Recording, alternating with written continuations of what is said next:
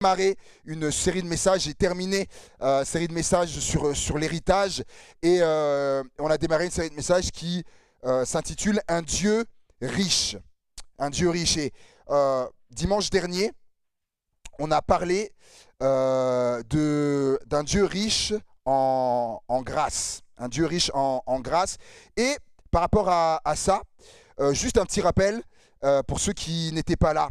Notamment, donc on a parlé de la femme adultère et pour ceux qui connaissent le passage, et je peux même le relire.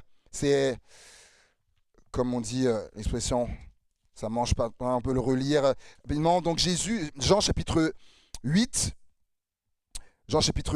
et il est dit, Jean se rendit à la montagne des Oliviers, mais dès le matin, il alla de nouveau dans le temple et tout le peuple vint à lui. S'étant assis, il les enseignait. Alors les scribes et les pharisiens amenèrent une femme surprise en adultère et, la plaçant au milieu du peuple, ils dirent à Jésus, « Maître, cette femme a été surprise en flagrant délit d'adultère. Moïse, dans la loi, nous a ordonné de lapider de telles femmes. Toi donc, que dis-tu » Il disait cela pour l'éprouver afin de pouvoir l'accuser. Mais Jésus s'étant baissé, écrivait avec le doigt sur la terre. Comme il continuait à l'interroger, il se releva et leur dit, « Que celui de vous qui est sans péché jette le premier la pierre contre elle. » Et s'étant de nouveau baissé, il écrivait sur la terre. Quand ils entendirent cela, accusés par leur conscience, ils se retirèrent un à un, depuis les plus âgés jusqu'au dernier. Et Jésus resta seul avec la femme qui était là au milieu. Alors, s'étant relevé, ne voyant plus que la femme, Jésus lui dit, « Femme, où sont ceux qui t'accusaient? Personne ne t'a-t-il condamné ?» Elle répondit, « Non, Seigneur. » Et Jésus lui dit, « Je ne te condamne pas non plus. Va et ne pêche plus. » Amen. Donc ça, c'est ce qu'on a vu dimanche dernier. Ceux qui n'ont pas suivi le message, vous pouvez aller sur YouTube, retrouver le message dans son intégralité. Et là, le rappel que je voudrais faire, c'est sur un détail du message de dimanche dernier. Il est dit, mais donc les religieux arrivent, ils amènent cette femme, surprise en flagrant délit d'adultère, et il dit, voilà, la loi de Moïse dit de lapider de telle femme, toi, que dis-tu? Et là, il dit que Jésus se baisse et va se mettre, il ne leur répond pas tout de suite, il va se mettre à écrire sur le sol. Et là, tu vas pouvoir mettre l'image, s'il te plaît. Et à un moment donné, on s'est arrêté sur ça. Jésus se baissa et se mit à écrire avec le doigt sur le sol. Et savoir que ce passage a vraiment, comment dire ça, a fait couler beaucoup d'encre.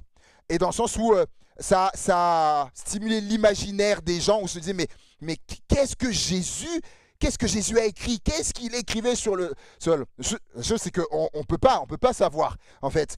Et donc, des gens, en fait, les biblistes, ceux qui étudient la Bible, ont pensé à différentes choses. Sans en être certain, on ne peut pas en être sûr. Et certains pensaient que, comme il écrivait avec le doigt sur le sol, et que les religieux sont venus en s'appuyant sur la loi de Moïse, en disant, voilà, la loi de Moïse dit qu'on doit lapider de telle femme. Et s'appuyant sur la loi de Moïse, Jésus va écrire sur le sol. Certains vont dire qu'il écrivait, qu'il est possible qu'il écrivait la loi de Dieu, les commandements. Vous savez que c'est Moïse qui a reçu la loi, les 10 commandements.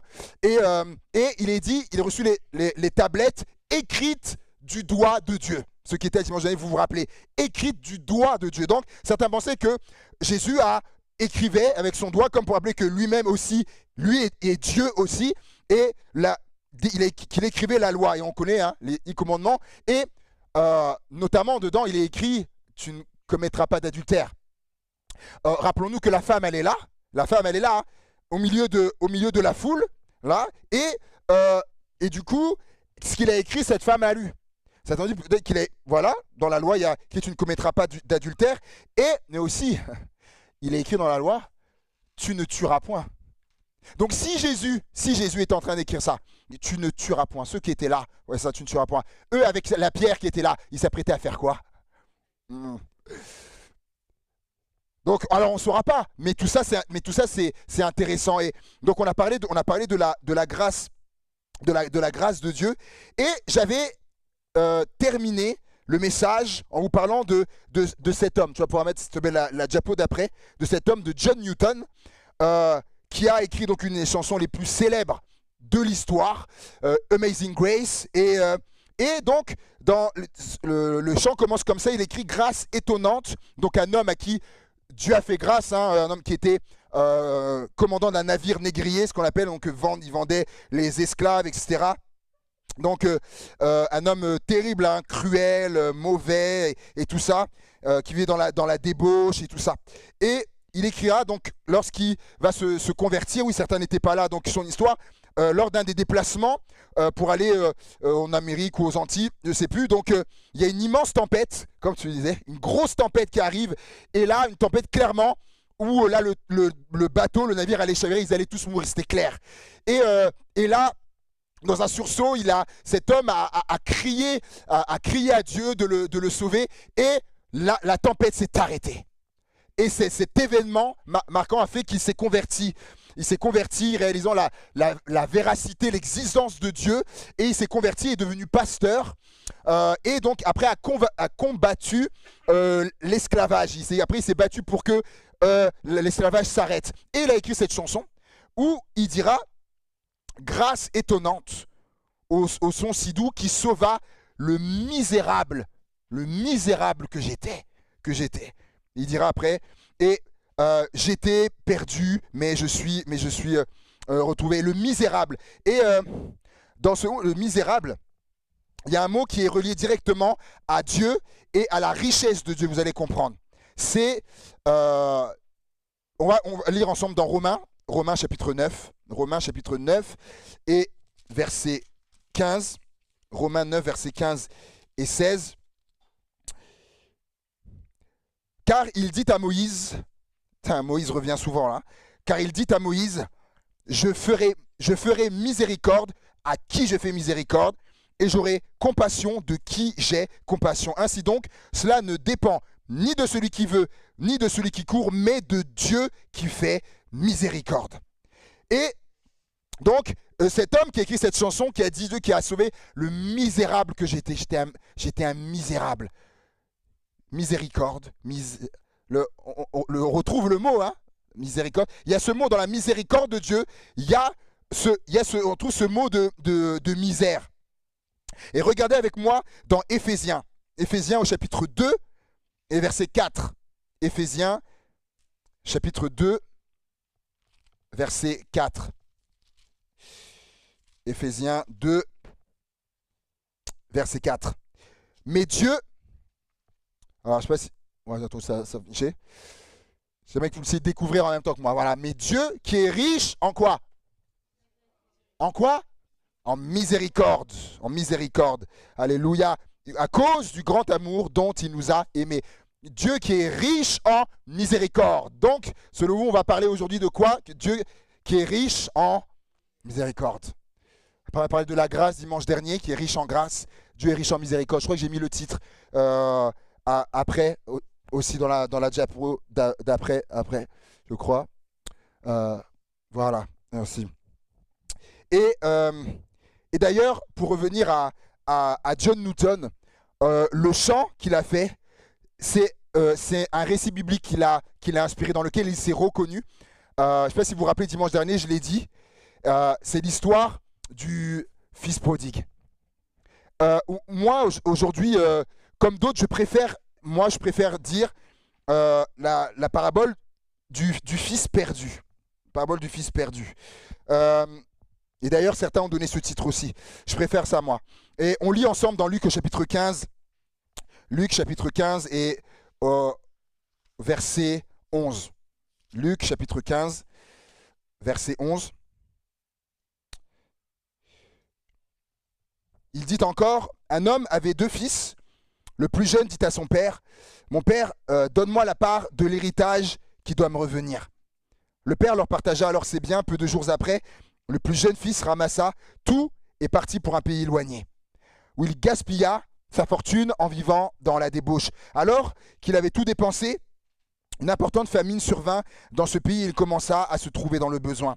Il alla se mettre au service d'un des habitants du pays qui l'envoya dans ses champs garder les porcs. Il aurait bien voulu se nourrir des caroubes que mangeaient les porcs, mais personne ne lui en donnait. Il se mit à réfléchir et se dit, combien d'ouvriers chez mon père ont du pain en abondance, et moi, ici, je meurs de faim. Je vais retourner vers mon père et je lui dirai, Père, j'ai péché contre le ciel et contre toi. Je ne suis plus digne d'être appelé ton fils, traite-moi comme l'un de tes ouvriers. Il se leva et alla vers son père. Alors qu'il était encore loin, son père le vit et fut rempli de compassion. Il courut se jeter à son cou et l'embrassa. Le fils lui dit, Père, j'ai péché contre le ciel et contre toi. Je ne suis plus digne d'être appelé ton fils. Mais le père dit à ses serviteurs, apportez vite le plus beau vêtement et mettez-le lui. Passez-lui un anneau au doigt et mettez-lui des sandales aux pieds. Amenez le veau qu'on a engraissé et tuez-le, mangeons et réjouissons-nous, car mon fils que voici était mort et il est revenu à la vie. Il était perdu et il est retrouvé et ils commencèrent à faire la fête. Amen. Amen. À comprendre pourquoi Jésus raconte cette histoire. Pourquoi Jésus raconte cette parabole. Un peu plus haut, il est dit tous les collecteurs d'impôts et les pécheurs s'approchaient de Jésus pour l'écouter. Mais les pharisiens et les spécialistes de la loi murmuraient disant « Oh, cet homme accueille des pécheurs et mange avec eux. » Ils n'avaient pas compris, les religieux n'avaient pas compris ce qu'était la miséricorde de Dieu. Ils n'avaient pas compris. La miséricorde de Dieu, j'ai trouvé une belle définition. Si on va revenir au diapo, s'il te plaît. J'ai trouvé vraiment une belle définition de la miséricorde de Dieu. Regardez, la miséricorde de Dieu exprime la bonté par laquelle Dieu fait grâce aux hommes, aux pécheurs. C'est intéressant. La miséricorde, c'est un peu, en fait, c'est un mix de plusieurs choses. C'est un mix de la bonté et de la grâce. Et c'est très intéressant parce que Paul le dira. Regardez ce que Paul dira dans 1 Timothée, au chapitre 1, verset 12. Je crois qu'il y avait la diapo. Il y avait la diapo après de ça, je crois que je l'ai mise. 1 Timothée 1, 12. Je rends grâce à celui qui m'a fortifié, à Jésus-Christ notre Seigneur, de ce qu'il m'a jugé fidèle en m'établissant dans le ministère. Moi, qui étais auparavant un blasphémateur, un persécuteur, un homme violent, mais j'ai obtenu miséricorde parce que j'agissais par ignorance dans l'incrédulité, et la grâce de notre Seigneur a surabondé avec la foi et la charité qui est en Jésus-Christ. Amen. Donc Paul lui aussi dira, wow, il dit après ce que j'ai fait à l'église, persécuteur, un homme violent, je faisais battre les chrétiens, je faisais mettre en prison, j'ai approuvé le meurtre d'Étienne, la lapidation d'Étienne, j'ai approuvé, etc. Après tout le mal que j'ai fait, il dit, Dieu m'a établi dans le ministère. Wow, Paul réalise toute la miséricorde de Dieu. Et il dira, si tu peux remettre, est-ce que vous avez remarqué ce qu'il dira? Mais il dit, j'ai obtenu miséricorde parce que j'agissais par ignorance dans l'incrédulité, et la grâce de notre Seigneur. Je vous disais que la miséricorde est un mix de la bonté, de la grâce, et lui le dit. Vous voyez, c'est relié en fait. Il dit, lui qui a connu la grâce, la richesse de la grâce, et connu aussi la richesse de la miséricorde de Dieu. Et a rappelé que ce que Paul a vécu, ce que d'autres ont vécu, c'est nous aussi, c'est notre histoire aussi. Si quelqu'un n'a pas encore expérimenté la miséricorde de Dieu, que ce soit ici sur le Zoom ou les gens qui verront la vidéo, la miséricorde de Dieu est pour vous également, elle est pour tous. Et je reviens à cette parabole. Il est dit, un homme avait 2 fils. Le plus jeune dit à son père, mon père, donne-moi la part de l'héritage qui doit me revenir. L'autre fois, je vous disais que l'héritage est jamais bien loin. Là encore, on retourne encore. Même quand on veut pas, l'héritage nous poursuit là. Il dira à son père, donne-moi la part d'héritage, mon héritage qui me revient. En faisant ça, il fait un affront à son père. Parce que vous le savez, comme moi, que lorsque on obtient l'héritage, c'est que la personne, elle est morte. Et donc en faisant ça, il fait un affront à son père. pour mettre la diapo, s'il te plaît. Donc j'ai été voir la définition de l'affront. L'affront donc est une offense faite publiquement avec la volonté de marquer son mépris, de déshonorer ou d'humilier. C'est ça qu'il a fait à son père là. On est d'accord?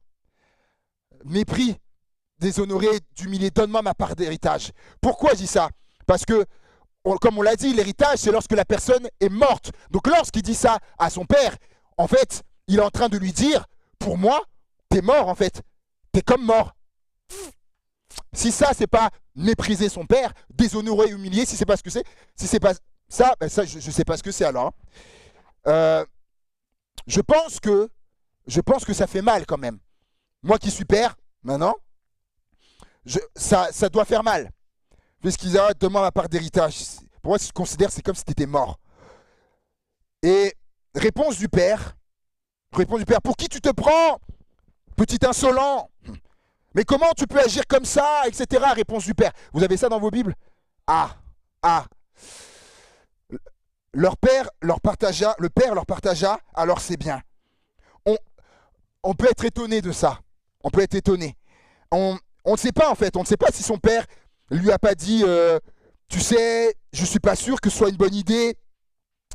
T'es un peu trop jeune pour gérer une somme d'argent si importante, etc. Tu vas faire quoi de tout ça? On ne sait pas. On ne sait pas. Si son père lui a dit ou pas, on ne sait pas. En tout cas,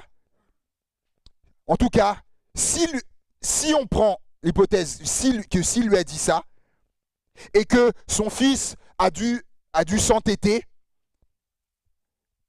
donne-moi ma part d'héritage quand même.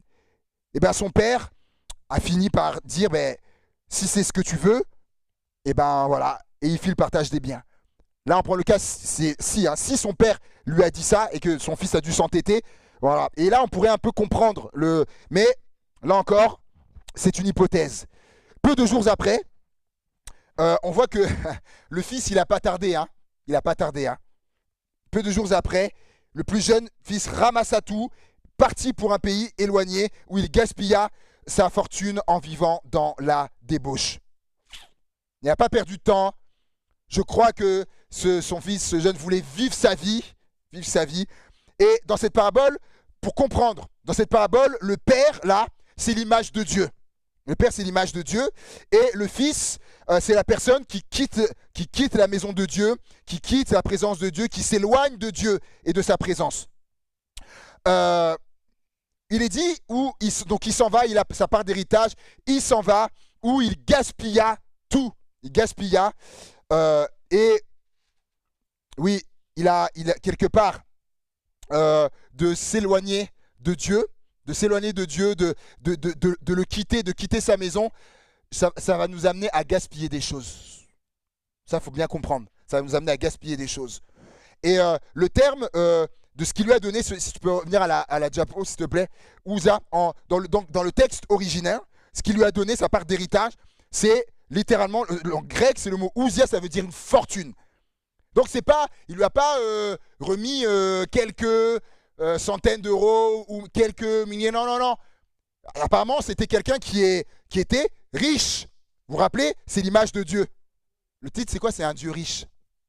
Son père avait les moyens, c'était quelqu'un de riche. En 2021, j'ai été regarder ce qu'on désigne en termes de fortune. En 2021, on considère qu'on peut parler de fortune à partir d'un patrimoine de plus de 500 000 euros.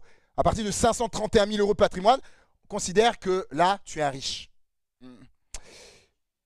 Et ça, c'était en 2021.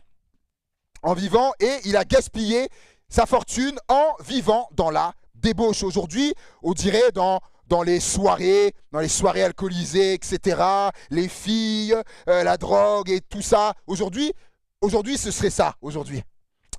Et ça m'a rappelé une jeune fille, il y a plusieurs années, j'avais vu ça. Tu pourras mettre la diapo d'après, s'il te plaît. Une jeune fille, elle s'appelle Kelly Rogers, et c'était en Angleterre.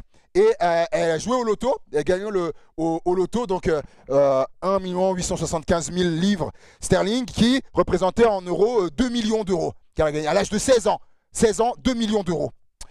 Que l'histoire, c'est que 16 ans, 2 millions d'euros, ça va pas trop ensemble, en fait. comme elle le dira elle-même plus tard, lors d'une interview, en fait, à 16 ans, sur des aspects, t'es ado, mais du coup, tes aspects, t'es encore comme un enfant, en fait, dans certaines choses, pour la gestion, etc. Et, euh, en fait, ce qui s'est passé, c'est qu'elle a tout dilapidé. Tout dilapidé. Chirurgie esthétique, les soirées, alcool, drogue, comment ça, prendre la cocaïne, les gars, etc., etc. Elle a tout dilapidé. Tout dilapidé. Et aujourd'hui, il disait que elle vit aujourd'hui elle vit de l'assistance publique aujourd'hui. Quand tu avais 2 millions d'euros à tout dilapider. Et là, je vous donne juste un exemple, là, parce qu'on n'a pas le temps, mais genre, il y en a d'autres, j'ai eu dans les, comment dire ça, au niveau des faits divers, dans les journaux, tout ça, j'ai regardé, il y en a plein, il y en a plein. Alors qu'il avait tout dépensé, une importante famine survint dans le pays.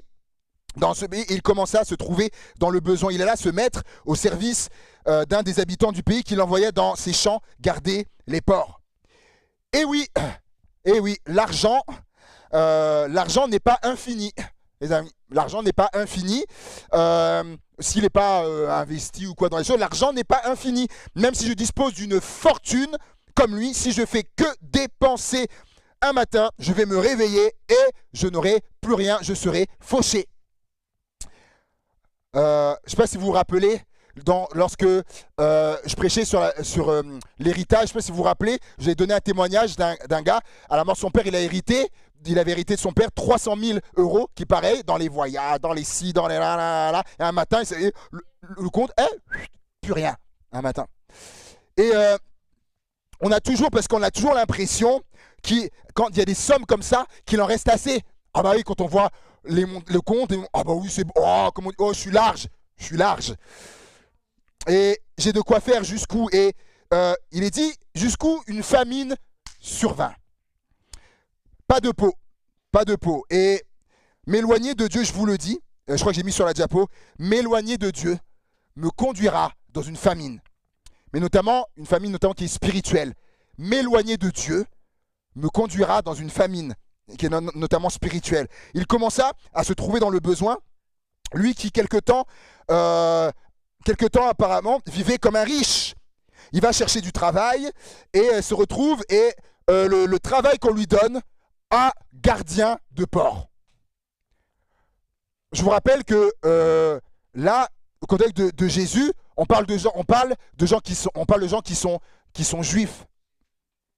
Juifs, le porc, animal impur par excellence. Et il se retrouve gardien de port. Là, vous allez comprendre après dans ce que je veux dire, c'est pas le hasard. Si on lui avait dit, quelque temps avant, si on lui avait dit, jeune, un jour tu vas garder les porcs, la bonne blague. Jamais de la vie, il aurait cru ça. Même, il aurait dit, même pas en rêve, aller garder les porcs, mais même pas en rêve. Et pourtant, c'est ce qui arrive. Il aurait bien voulu se nourrir des caroubes que mangeaient les porcs, mais personne ne lui en donnait. C'est-à-dire qu'on donne à manger aux porcs, et lui, il est même là, tellement il est dans le besoin, tellement il a faim, il veut même manger ce qu'on donne aux porcs. Mais lui, on ne lui donne pas à lui. On vient avant lui, on donne aux porcs, et à lui, on ne lui donne pas. Donc, il est même, en fait, on le considère même pire, en fait, dans un état même plus bas qu'un porc. Et la leçon, écoutez bien, c'est très important. Tourner le dos à Dieu, parce que c'est ce qui s'est passé lorsque, prenez l'image du fils qui il demande son héritage à son père. Et il lui donne, hop, il prend ses trucs, je sais pas s'il avait un baluchon, des trucs, j'en sais rien. Et quand il part, je sais pas s'il a claqué la porte ou quoi, il part. Du coup, son papa qui est là, quand il part, il a le dos, on est d'accord, tourne le dos, il part. Tourner le dos à Dieu pourra nous conduire très, très, très, très bas. À côtoyer l'impureté, ce qu'il y a de plus vil, de plus sale. À faire des choses qui pour vous, auparavant, étaient impensables, voire inconcevables. Comme ce jeune homme lui aurait dit, tu vas garder, comme je vous l'ai dit, des choses, et ça, on n'est pas meilleur. Et nous aussi, des choses que, mais non, jamais de la vie, je vous le dis, tourner le dos à Dieu pourra nous amener à un moment donné à faire des choses. Et je vous le dis, faut aller plus loin. Je vous le dis pourquoi. Parce que je l'ai vu au bout de 14 ans de ministère pastoral, je l'ai vu. Et l'un des exemples qui m'a le plus marqué, c'est quelqu'un que je connais qui était vraiment promis à vraiment un avenir avec le Seigneur, mais vraiment formidable, avec un potentiel formidable. Et ce qui s'est passé, c'est qu'à un moment donné, cet homme a tourné le dos à Dieu. À un moment donné, tourner le dos à Dieu, à l'église, à tout ça, tourner le dos. Et ce qui s'est passé, c'est que il a, dans un premier temps, du coup, il a commis l'adultère. Il s'est mis à tromper sa femme, parce qu'il était marié. Il s'est mis à tromper sa femme. Ensuite, il est tombé dans la cocaïne. C'était... merci beaucoup. Et après ça, à un moment donné, parce qu'on peut se dire, bon, est-ce que on peut tomber adultère, la cocaïne, on se dit là, le gars a touché le fond. Après, il a commencé à aller dans les trucs d'occultisme. Avec aux gens dans des trucs ténébreux, avec des sorciers, tout ça, avec des gens qui font des choses, et les mauvais esprits, tout ça. Même de vous en parler, ça me fait quelque chose. Un gars qui était à fond pour Dieu, brillant pour Dieu. Et à un moment donné, pour vous dire à tellement que quand tu tournes le dos à Dieu et que tu t'enfonces, à un moment donné, il avait des problèmes d'argent.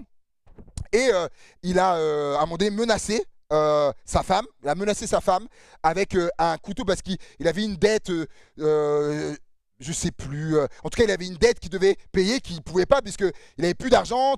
L'argent qu'il avait, c'était pour la cocaïne et tout ça. À un moment donné, il a trouvé sa femme et il a menacé sa femme avec un couteau comme ça, d'aller pour aller régler les dettes qu'il avait. Je sais pas si vous imaginez ça. Et on parle de quelqu'un, et à un moment donné, qui a même fait une menace à sa femme. C'est-à-dire que je vais te tuer. Tournez le dos à Dieu. En fait, vous vous rendez pas, on se rend pas compte en fait de ce que ça peut faire. Parce que quelque part, il y a ça quand je méditais. Lorsque je suis dans la maison du Père, il y a une protection qui est là. Il y a une sécurité qui est là. Mais malgré ça, je vous le dis, par rapport à cet homme, malgré ça, je crois à la grâce de Dieu pour lui. Je crois à la grâce de Dieu pour lui. Parce que la grâce, comme je vous le disais dimanche dernier, elle est même pour le pire. Elle est même pour le pire des pires, la grâce de Dieu. Et je crois aussi que Dieu peut lui faire miséricorde. Mais pour ça, par contre, il faut le vouloir. Il faut le vouloir, parce que quand vous prenez le mot miséricorde, il y a deux mots. Non, ça c'est pas de moi. C'est pas de moi, mais ça m'a. Le jour où j'ai entendu ça, je dis oh. Et il y a deux mots.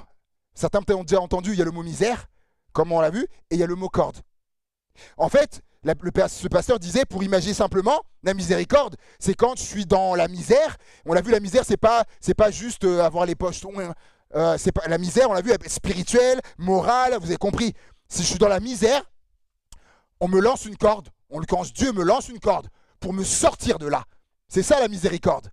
Mais si je suis dans la misère, quelle qu'elle soit, et qu'une corde m'est lancée, j'ai le choix ou non de la prendre. La corde pour après qu'on me tire. Et donc, la miséricorde, oui, mais faut le vouloir. Faut le vouloir. Et en tout cas, lui, le Seigneur, lui, il fera toujours sa part. Toujours. Il nous lancera la corde. Et je vais poursuivre par rapport à cet homme. Et on voit que... Voilà, je remets mon texte comme il faut. Voilà.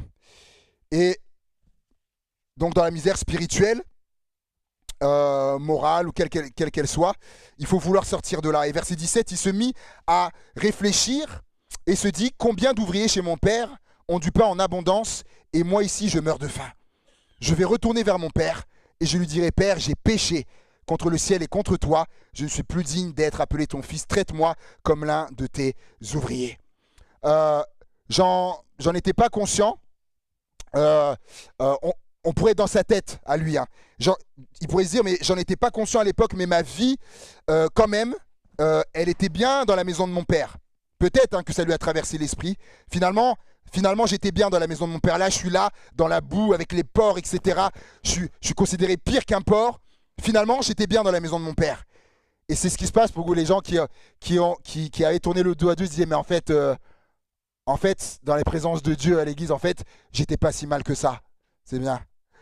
Et ça, donc ça passe par reconnaître notre misère, reconnaître sa misère, reconnaître nos fautes, nos erreurs, qu'on s'est trompé, qu'on a fait un mauvais choix, qu'on a pris de mauvaises décisions, qu'on a emprunté pas le bon chemin.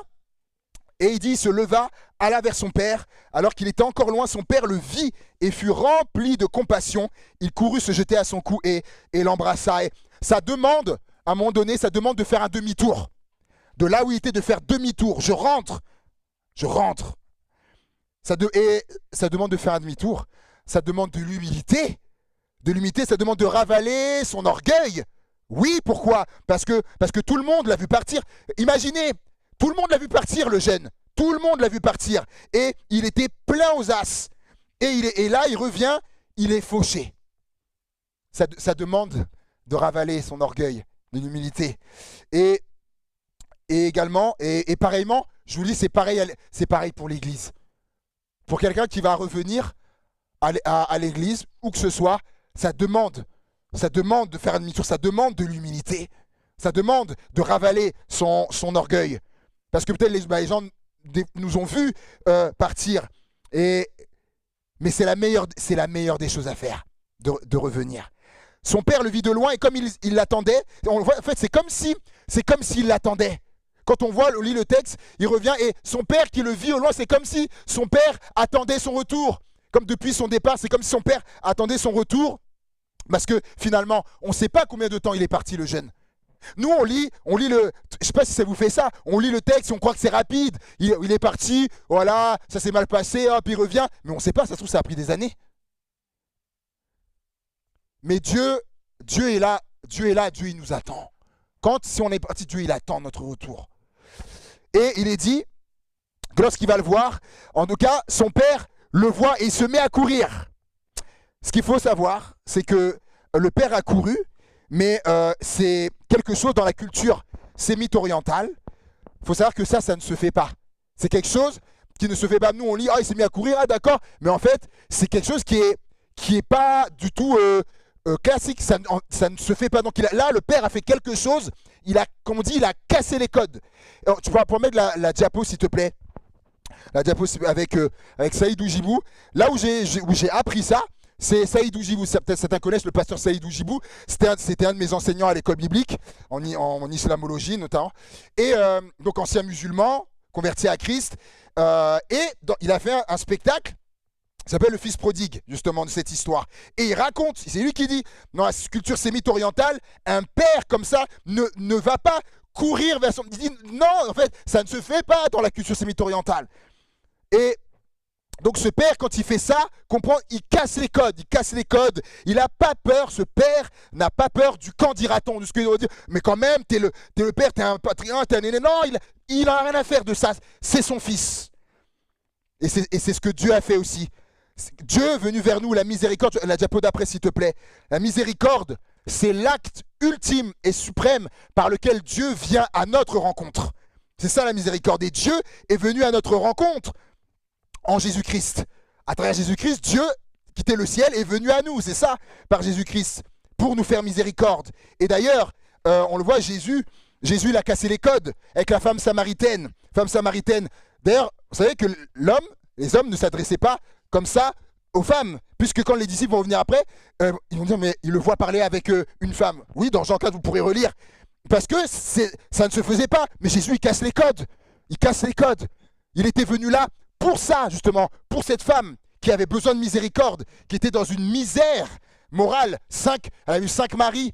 5 maris, l'homme avec qui elle est, c'est même pas son mari. Dans la misère. Et il est venu avec cette corde pour la sortir de là. Alléluia. Et ce qui est beau, c'est que ce père n'a pas eu honte de courir et de le prendre dans ses bras, alors que son fils probablement était sale. Ah, c'est dingue, avec les porcs, tout ça était sale. Vous êtes déjà entré dans une porcherie, ça sent pas le Chanel numéro 5. Mais non. Et le papa, il est là, c'est son fils. Et nous aussi, hein, nous étions malodorants, hein, on sentait mauvais. Hein. Vous savez, le péché, ça sent pas bon. Et Dieu a fait ça avec nous, qui sommes venus à lui, nous étions avec nos péchés, peut-être pas ce qu'a fait le jeune, mais avec nos péchés qui sont tombés. Et Dieu n'a pas hésité à nous prendre dans ses bras aussi. C'est ça la miséricorde. Et le fils lui dit, Père, j'ai péché contre le ciel et contre toi. Je ne suis plus digne d'être appelé ton fils. Mais le père dit à ses serviteurs, etc. Je ne sais pas si vous avez remarqué quelque chose. Quand le fils se disait, ah, je vais retourner chez mon père, il avait commencé déjà à faire son discours. Hein. Voilà, je vais y aller, je vais me lever et je vais dire, Père, j'ai péché contre le ciel et contre toi. Je ne suis plus digne d'être appelé ton fils. Traite-moi comme l'un de tes serviteurs ou d'autres versions ouvriers, etc. Et là, qu'est-ce qu'on lit? Le fils lui dit, Père, j'ai péché contre le ciel et contre toi, je ne suis plus digne d'être appelé ton fils. Mais le père dit à ses serviteurs, en fait, vous avez vu ce qu'il voulait dire, traite-moi comme l'un. Et bien là, le père, il ne lui a pas laissé le temps de dire ça. Il a coupé net. Traite-moi comme un de tes ouvriers. Non. Il ne laisse pas le temps de dire ça. Parce que, non, c'est son fils, c'est pas un de ses ouvriers. Et pourquoi il ne lui laisse pas le temps de dire ça? Parce qu'il a pardonné. Il lui a pardonné. Et la miséricorde, mets la diapo s'il te plaît, j'arrive à la fin. La miséricorde, c'est la définition, la sensibilité au malheur d'autrui, compassion, pitié, ou pitié par laquelle on pardonne aux coupables. Et diapo d'après s'il te plaît, il y a plusieurs autres définitions que j'ai trouvées. La miséricorde, c'est le pardon généreux envers qui se repent. La miséricorde vient au secours de l'autre sans s'attarder à le juger. Exercer la miséricorde, c'est pardonner, comprendre la détresse de l'autre. La miséricorde s'illustre dans son aide et son soutien dans les moments de détresse, mais aussi dans le pardon qu'il accorde à tous ceux qui se repentent. Et la miséricorde pardonne les erreurs du passé. Pardon. Parce que c'est capital. La miséricorde, il y a cette notion de pardon. Son père, il lui a pardonné et Dieu nous a pardonné. Et apportez vite le plus beau vêtement et mettez-le lui. Voilà. Et passez l'anneau au doigt, mettez-lui les sandales aux pieds, amenez le veau gras. Mangeons et réjouissons-nous car mon fils qui était mort, il est revenu à la vie, il était perdu et il est retrouvé et ils commencèrent à faire la fête. Regardez ça un petit peu, le plus beau vêtement, et la Bible dit que Dieu nous a revêtus du vêtement de la justice. C'est beau, hein? C'est fort. Et passez-lui l'anneau au doigt. L'anneau au doigt, c'était pour justement le symbole du statut de fils. Il y avait un anneau qui était mis. Il est en train de lui dire, c'est ça, il le rétablit dans sa position de fils. Et je termine, je conclus. Quand un fils ou une fille perdue revient à la maison du père, ça doit être synonyme de joie. Je répète, quand un fils ou une fille perdue qui s'est éloigné, qui avait quitté, revient, ça doit être synonyme de joie. De joie. Parce qu'on le voit, la joie qu'il a, il est là, tellement dans la joie, le père, allez, mettez le vêtement, etc., l'anneau, le veau, etc., mangeons, réjouissons, oh là là, la joie du père, la joie. C'est cette joie-là qu'a le père, là-haut, quand quelqu'un revient, quand il fait miséricorde. Et il nous invite à nous réjouir avec lui. Et la Bible dit qu'il y a la joie dans le ciel pour un pécheur qui se repent. Un pécheur qui se repent. Alors s'il y a la joie dans le ciel, il doit y avoir la joie sur la terre aussi. Ouais. Et c'est par rapport à ça de se rappeler, parce que le Seigneur n'a pas terminé d'agir. Au milieu de nous. Et nous allons voir, et continuez de voir, je vous le dis, nous allons voir continuer de voir les gens venir, revenir, des gens venir et revenir et revenir. Et nous devons les accueillir comme comité d'accueil, avec un comité de joie quand les gens reviennent dans la maison du Père. Ça, c'est notre rôle. Alléluia. Et alors, en ce moment, je fais un peu des choses imprévues. Je ne sais pas, on va voir si vous connaissez ou pas ce chant. Je ne sais pas si vous connaissez le chant, il y a de la joie dans la maison de mon Père.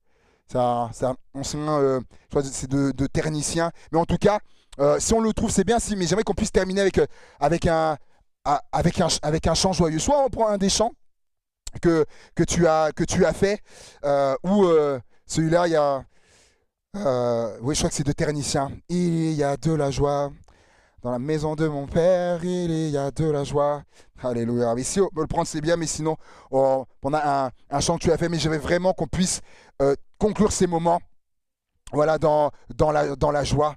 Alors, et tu me diras, Babacan, si vous le trouvez ou non. Alléluia. Sinon, je te dis, sinon on fait simple, on prend un chant festif joyeux que tu avais au début. Est-ce que certains l'ont déjà entendu, ce chant-là? Voir du coup ça, et ça reprend vraiment les chants du fils prodigue. On entend au loin de la musique et des danses comme un son de réjouissance. J'aurais aimé, mais en tout cas qu'on puisse terminer avec ça. Tu l'as? Alors, mais est-ce que tu l'as déjà? Sinon, je vais t'aider. Ouais, voilà, on va s'entraider. Ouais, on va s'entraider. Alléluia. J'ai donné le rythme parce que j'ai beaucoup fait dans ma jeunesse. Dans la jeunesse. Je sais qu'au batterie, c'est plus simple. Alléluia.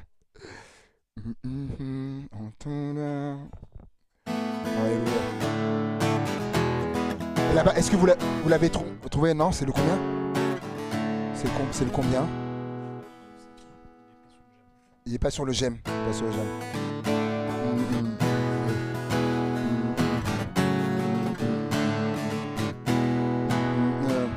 On entend au loin la musique et les danses.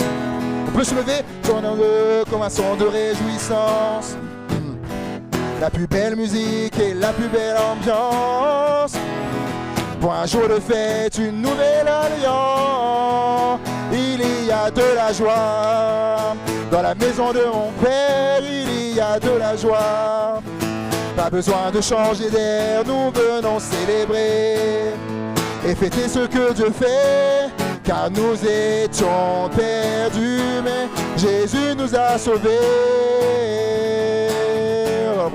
Dieu nous a sauvés. Au début, on entend au loin de la musique et les danses. Chez les gens heureux comme un son de réjouissance.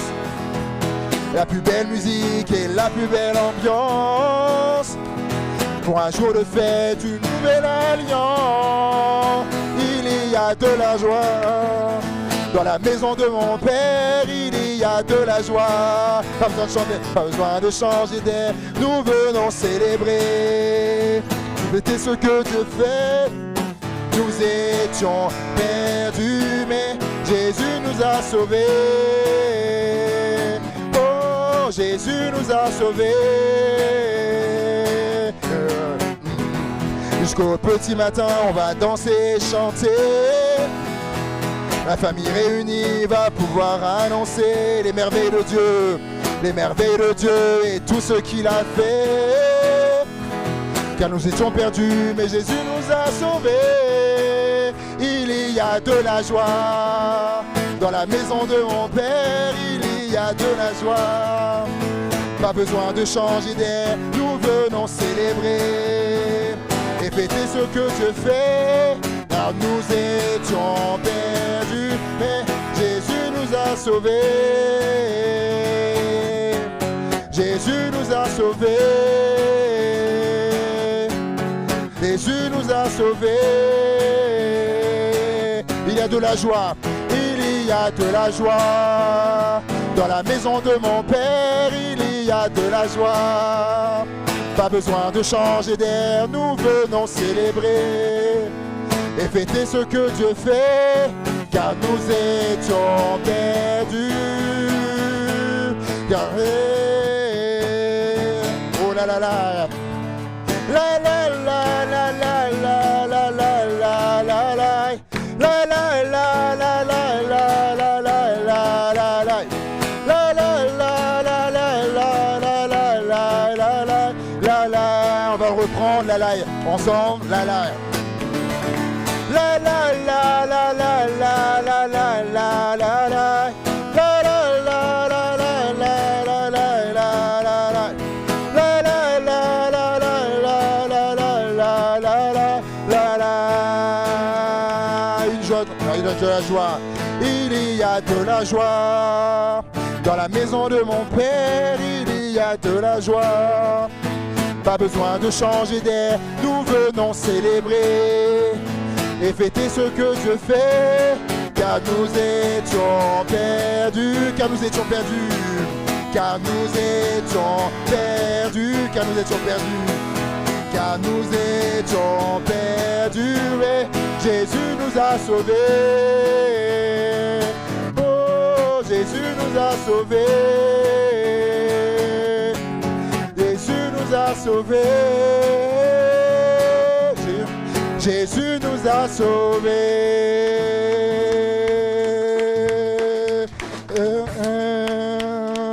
Alléluia. Alléluia. Oui, on a